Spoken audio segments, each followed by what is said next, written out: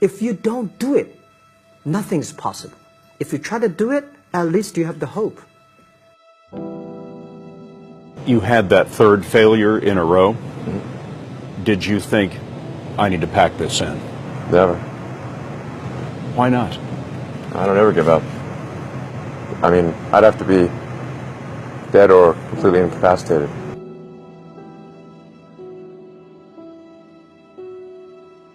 So many things go wrong when you're starting a company, and often I think people ask, what mistakes should you avoid making? And my answer to that question is don't even bother trying to avoid mistakes, because you're going to make tons of mistakes, right? And the important thing is actually learning quickly from whatever mistakes you make and not giving up, right? And I mean, there are things every single year of Facebook's existence that could have killed us or made it so that it just seemed like moving forward and making a lot of progress just seemed intractable. But you just kind of bounce back and you learn, and nothing is impossible. You just have to kind of keep running through the walls. It's hard changing your life. It was hard when just over 3 years ago, in the Penobscot building in Detroit, Michigan, where I was operating my business, and I fell on some hard times, and I was sleeping in my office. It was hard coming into the lobby, and the security said, "Excuse me, Mr. Brown, can we see you for a moment?" And I said, "Yes," and I walked up to the counter, and he gave me an envelope. And he said, "Would you mind reading it here?" And I opened the envelope, and the envelope was from management that said, "This is an office tower. It's not a hotel. Please do not sleep in your office." And I said, "Excuse me, sir." I said, "I just work long hours in creating my business. I'm an entrepreneur. And right now things are bad for me, but they're not going to be this way always. And I just asked for the opportunity to continue to operate like I'm doing. I'm not trying to make this my home." And it was hard coming through the lobby. And sometimes they would laugh. There's a guy talking about becoming successful. And look at him. He's bathing in the bathroom upstairs on the 21st floor.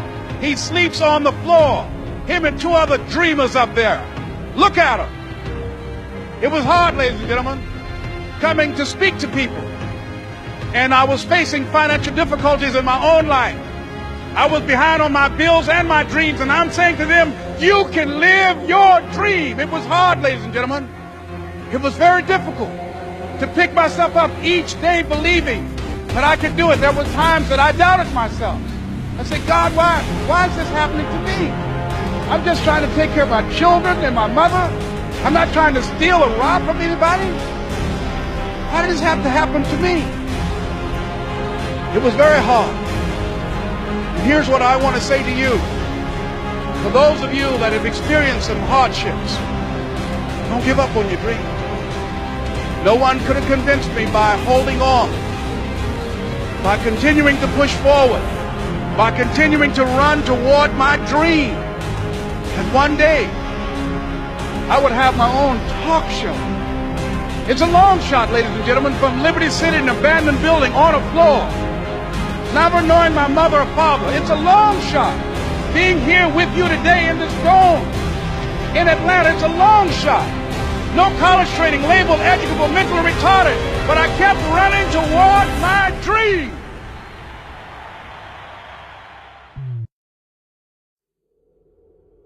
You tried to get into 3 colleges. Each time they rejected you. No, I tried. There's an examination that young people, if you want to go university, you have to take the examinations. So I failed 3 times. Right. But a lot of fail. I failed for funny things that I failed a key primary school test for 2 times, and I failed 3 times for the middle schools, and you will never believe in Hangzhou, my city, there's only 1 middle school that lasts only 1 year. It was changed from primary school to middle school because our graduates of our school, no middle school accept us because we were too bad. What effect did it have, though, being rejected? Well, I think we have to get used to it. We're not that good. Even today, we still have a lot of people reject us. I think when I graduate from universities, and before I, for 3 years I tried to fill in the universities.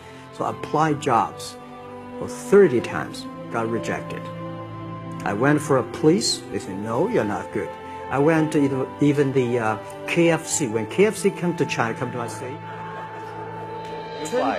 24 people went for the job. 23 people were accepted. I was the only one guy. And we went for police. 5 people, 4 of them accepted. I was the only guy that I received it. So to me, being turned down, rejected. Oh, by the way, I told you that I applied for Harvard for 10 times, rejected. Nothing works the first time. When you try something new, it probably won't work. When you try something new several times, it probably won't work. And the turning point in my life came when I would hear good ideas, and I was so eager to be successful in selling. I would run out and try the ideas, and they wouldn't work. I'd try a way of getting an appointment or answering an objection or closing a sale. It wouldn't work. And my natural response, and I think just to be disappointed. And then I realized nothing works, at least the first few times. So I decided I would try a new idea 5 or 10 times before I passed judgment on it. I would not just try it once and quit like most people do, and that changed my whole life. It was a turning point in my life because I realized from then on, if you've got a good idea and you've got a good goal and you want to double your income and improve the quality of your life, and you have to try new things in order to get new results, it's not going to work the first time. So say, well, that didn't work, try something else and try something else and try something else. Now, if you try, only 2 things can happen. What are they? Succeed or fail. If you succeed, you do more of it. If you fail, you learn from it, get smarter, and try it again. So you cannot lose by taking action. You can only lose by not taking action. Practice faithful persistence means never, ever, ever give up. Chicken Soup for the Soul was rejected by 144 publishers. 144 publishers said, we don't want to publish a collection of short stories.